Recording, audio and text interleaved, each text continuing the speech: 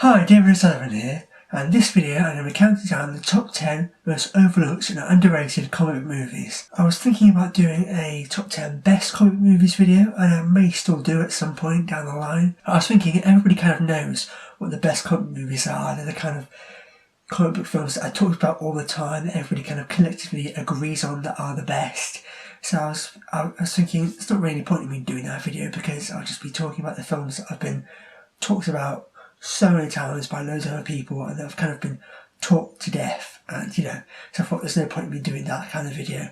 But then I thought, what about I talk about comic movies that people don't really talk about, the ones that are kind of overlooked, but the ones that are really good yet people don't seem to talk about, or maybe the ones that I think are better than a lot of people say they are. So that's what gave me the idea for doing this video, in which I'm going to talk about the 10 comic movies which I think are the most overlooked and underrated. I also thought I would take this opportunity to do this video because we not long had Deadpool that came out, and we've got Daredevil season 2 coming soon, as well as Batman vs Superman. So I thought this would be the good opportunity to make this video in terms of talking about the comic movies which I think are quite overlooked and underrated in comparison to other more popular ones. And with Deadpool having just come out, I thought this would be the perfect opportunity to do that. Let's kick this off, and at number 10, we've got X-Men. The very first X-Men from 2000. I really like the first X-Men. Is it the best of the series? No, not really. But is it the worst? No, not by any means. I mean, it's way better than X-Men The Last Stand and X-Men Origins Wolverine. I don't truly detest those films. X-Men Origins Wolverine is definitely the worst, I think. I don't mind X-Men 3, it's okay. But the best are definitely the newer ones, obviously, and the original two. I love Bryan Singer's original two X-Men movies. Obviously X-Men 2 is far superior, but X-Men 1 is still a really good film. It started it all off, it started the franchise off, the franchise which is still going strong today, like 16, 17 years later. And I really like the first X-Men film. It's not perfect, it does have flaws, it doesn't hold up as well as, say, X-Men 2, but it is still a really well done film, and it brought the comic book movie genre back after the disastrous Batman and Robin, and it made comic book movies darker and feel more real, and it was so great. That opening with Magneto as a kid in the prison camp in World War II was such a great way to open the film. It's one of my favourite openings to any comic movie. So there we go, X-Men at number 10.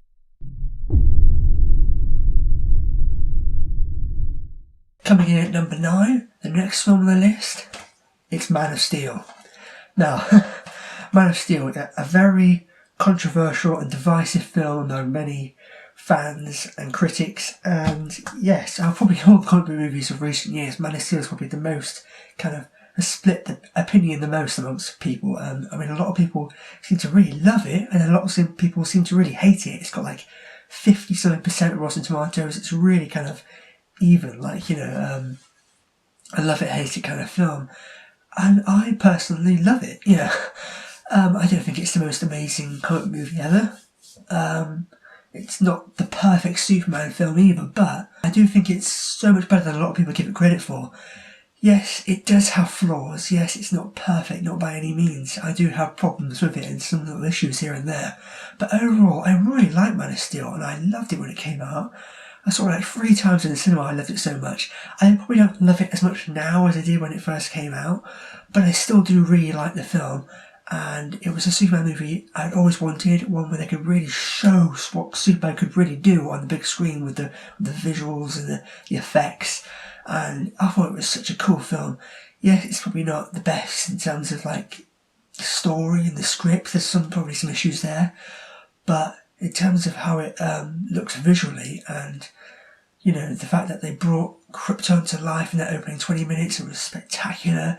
How they showed Superman's powers through the CGI, and it was great to see that, because we'd never really seen that before. As great as the original was, there was so many restrictions that had come out in the 70s, and the effects were good in that original for the time it came out, but with what they have now, they could really show what Superman could do, in terms of the, how strong he is and the flight and all these powers, and it was great, so cool to watch.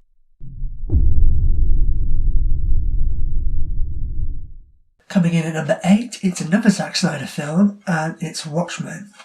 Again, another film I think is quite overlooked and underrated. It's not got as low a rating as Man of Steel, I don't think, but again, it's another film that a lot of people some people think is amazing, some people think it's not very good at all. And I think Watchmen is really good. Probably one of Zack Snyder's best films. I mean, again, it does have its problems. It is quite long. That's probably my main issue with it. It does go on quite a bit. And although I heard there were some changes made from the comics, I think overall it was really faithful. I mean, you just have to look at it and it just looks like the graphic novel brought to life on the big screen. I think it's the biggest positive I can give Watchmen. I mean, visually, it was just spectacular. It was just amazing just to look at. What they managed to achieve in this with Dr. Manhattan and all the other superheroes there. It was just so cool. And different from anything else. And it's like not part of a really big franchise or series or anything. It was just like a one-off. Obviously, Zack Snyder's got Man of Steel and Batman vs Superman now, but this was his first foray into comic book movies. Well, if you don't count 300. But yeah, I think it is great. Again, it's not perfect. Like I said, it does go on for quite a while.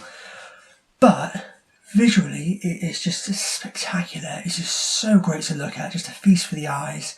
It's probably one of the best comics to films adaptations I've seen in terms of the visuals anyway. And just, yeah, there we go. Watchmen at number 8.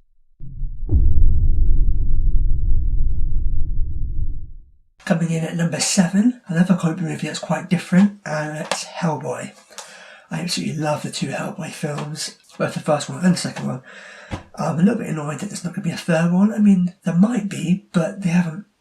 There's not anything concrete yet. Guillermo del Toro and Ron Perlman have talked about it over the years, but it's never really come off the ground, which is a bit annoying because back when these movies came out, they didn't do as well as comic book movies do like nowadays. And obviously Hellboy is not Superman, it's not Batman, so it's not going to make billions at the box office. But they still made quite a bit of money, and the second one did do better than the first one. So I really think if they brought a third one out now, it would do really well, especially with how popular and successful comic movies are nowadays. But yeah, I just love Hellboy. When I first saw it, it was just so cool because it was so different from anything else. It was just this badass anti-hero demon monster hunter guy who started off on being brought from like the dark side with for the Nazis, but then he was raised by this really nice guy and then becomes like an agent for the good side. And it was just so awesome. I love that concept. And I love both of the films. I love the first one because it's like an origin story kind of thing. We see where he came from. We see like him, coming from the dark side, but then joining the good and becoming a hero. And it's like he's like a monster hunter, but then he's a monster as well. And it's just awesome. It's just so cool. So yeah, that's Hellboy at number 7.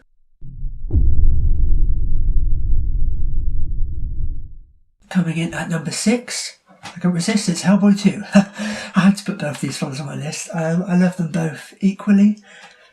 I might just prefer Hellboy 2. I mean, there's times when I like Hellboy best, and there's times when I like Hellboy 2 best. I mean, they're similar in a lot of ways, but they're also different as well. I mean, I think Hellboy 1 is probably darker. What I notice most, they're both supernatural, kind of like dark fantasy monster movies, but I think the second one's probably more light-hearted and more fun, and I like that because they're both quite dark, but the first one I think was more serious. They were going for a more serious, darker kind of vibe to it, but the second one they felt more confident what they had, and they had a bit more fun with it, and it's a lot more fun to watch as well. I mean, I love the first one, but like I said, the second one, it's really quite fun because they don't take it too seriously, and they have fun with it, and there's a lot of humour in both of them really, and that's one of the other things I love about Hellboy as a character. He's kind of like Wolverine in a way, like he's like a tough, badass anti-hero, but he's kind of got that kind of sense of humour as well, and that wit, and he didn't take things too seriously. He's having fun when he's doing it, and it's just so great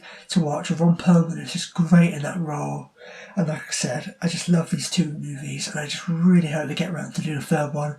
I'm not sure if they will or not, but I really think there should be a Hellboy 3 just to finish the trilogy up there, and it would be just so great. So there we go, Hellboy number 7, and Hellboy 2, The Golden Army at number 6.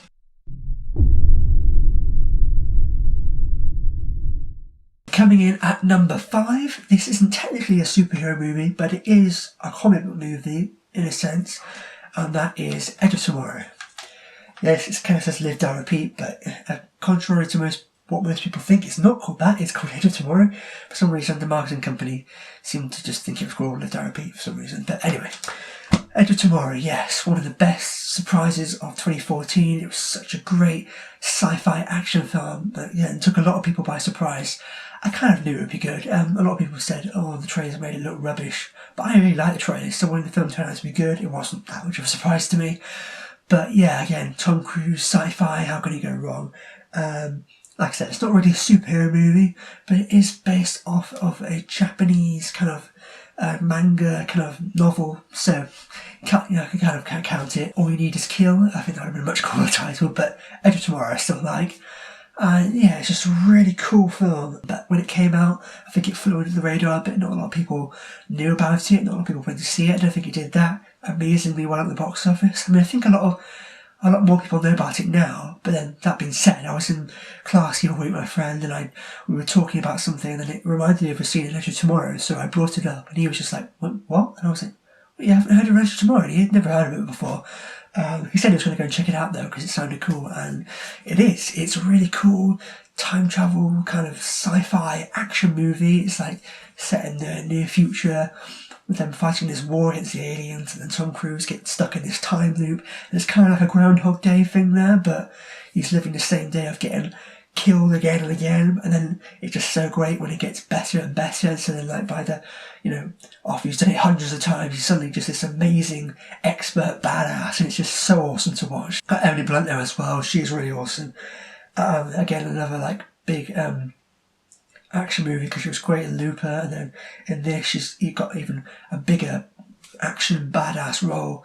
And yeah, hopefully there'll be a sequel. I think there might be a sequel. I can't really remember if there was one announced or not, but it'd be great if there was a sequel made because it was just so awesome. And yeah, there we go. Edge of Tomorrow at number 5.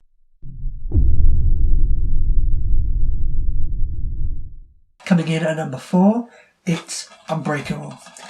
Again, this isn't one that's technically a comic book movie. I mean, it's not based off of a comic book. It's not adapted from any comic book out there, but it is all about comic books. And it is essentially a superhero movie in disguise. It's not your traditional, stereotypical superhero movie. It is a superhero origin movie of sorts, but it's told in a very different and unique way. It's essentially a superhero origin movie, but told in a mystery, drama, thriller kind of way. I love that because I didn't see this when it first came out, but by the time I got around to seeing it, I'd seen a lot of comic book movies by then, and it was such a breath of fresh air because it was something so totally different I'd never seen before. I'd never seen a superhero movie told in this kind of way before, like a crime, mystery, drama, thriller. It was just so awesome. Emma Shyamalan, who did The Sixth Sense, Signs, he's done some other films as well, but let's not talk about them. It was so great because it did come out in 2000, it came out like 16 years ago, but I think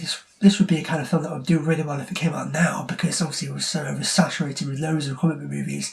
And if something like this came out now, it would be such a breath of fresh air. And it was just so cool and different there.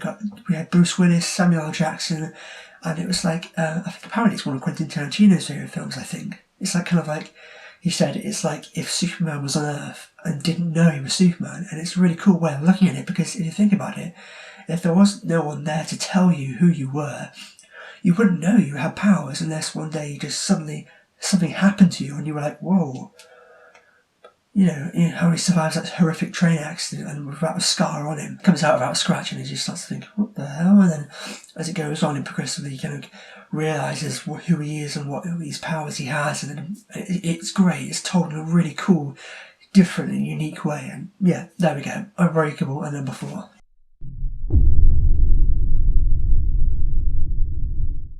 Coming in at number 3, I had a difficult time choosing between number 2 and 3. I mean, the order in which to put them, but in the end I settled on this. And at number 3 is Snowpiercer. I mean, this is probably the film on the list that most people probably don't really know what it is, hence it's why it's on my overlooked list, because it came out like 2013, 2014 time, and it's a foreign film. It's South Korean made, So I don't think it didn't even get a release in the UK, I don't think. I mean, I bought this Blu-ray, this steelbook from France or Italy, I think. I don't know where it came from, but yeah. And yes, it was one of the best films of 2014, I think. And it really surprised me. I mean, I was hoping I would like it and it would be good. I didn't think it would be as good as it was, and I really think more people should watch this film. I don't think a lot of people know about it, because like I said, it's not like a big Hollywood blockbuster movie. It's this foreign film that didn't really get a big release in the UK anyway. And again, it's not a superhero movie, but it is based on a French graphic novel, and it's great because it's kind of like a Hunger Games thing, but on a train. This man-made ice age has come about, and all of humanity's on this train that just keeps going around the world. And you think it might get quite a boring concept, but the way in which the film is done and how the story is told, it's basically all on the train, the entire film, but it's so riveting and so exciting to watch because it's so different from your typical Hollywood blockbuster movie. It's a foreign film, but again, you can watch it because it's all pretty much English and American actors, and the majority of it's all in the English language, so it is basically just like watching an English or American film. Obviously there's some foreign actors in there and there's some bits that are in a foreign language, but it's so great to watch because it's so refreshing in that way, seeing as it's a foreign film and you don't get these stereotypical cliche things that you get in a Hollywood movie, because it's not American. You know, it's great because it takes you by surprise, and there's like these shocking, surprising twists and revelations that come in the end of the film. Really, like, whoa, it really takes you by surprise, and it's just so great. Yeah, so there we go. Snowpiercer at number 3.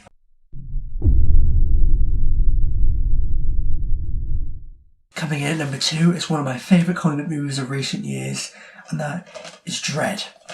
Yes. I even got this that I got free with the steelbook. Pretty cool, huh? You're not the law. I am the law. Sentence is death. I absolutely love Dredd.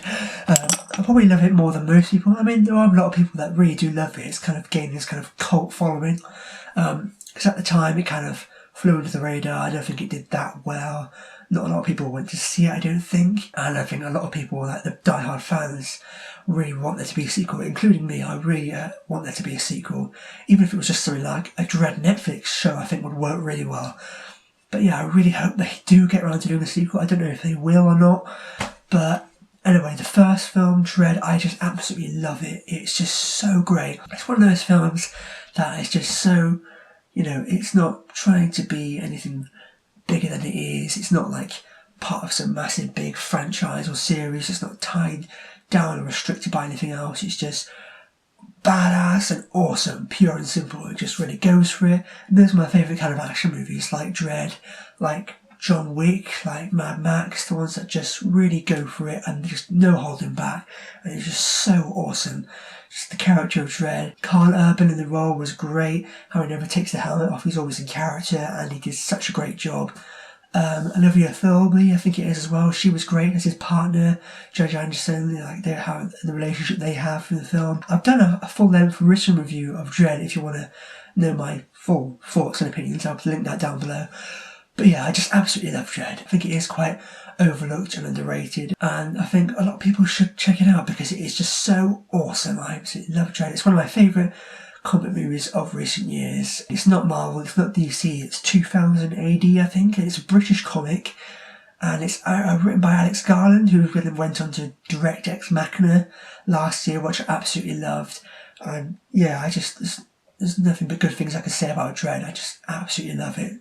Dredd at number 2.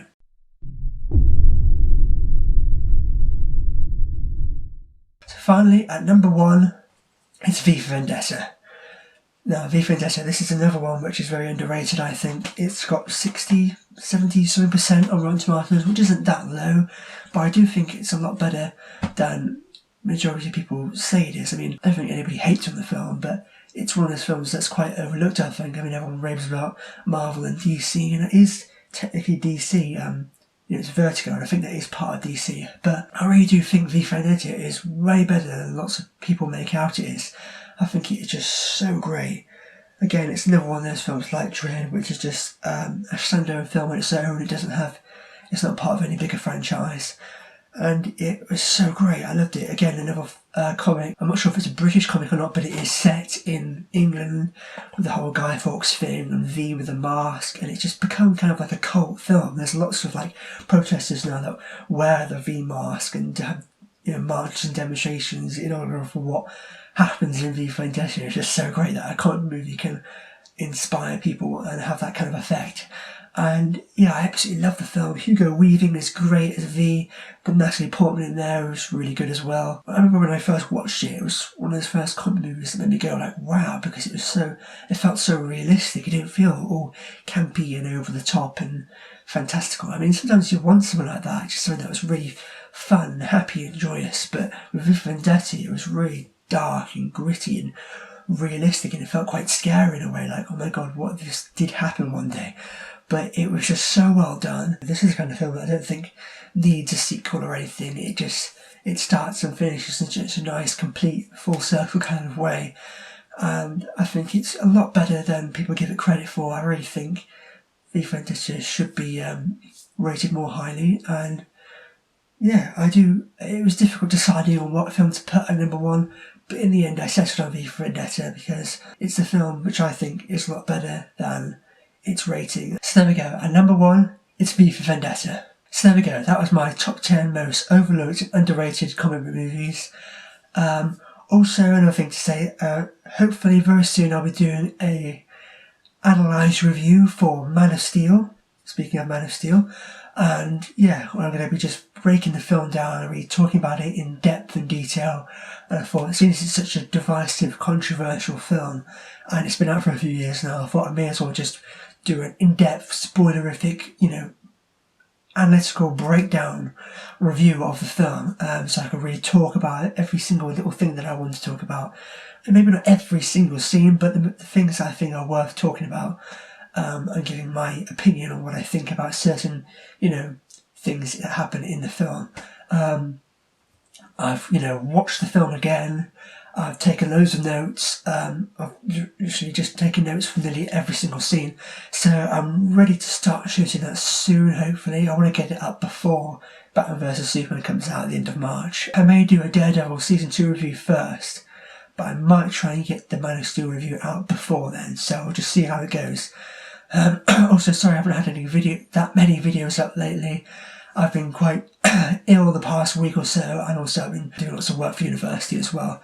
But I'm starting to feel better now, and yeah, I really wanted to get this video done as soon as, like I said, with Deadpool and all these upcoming comic movies, I thought it would be a good time to do it.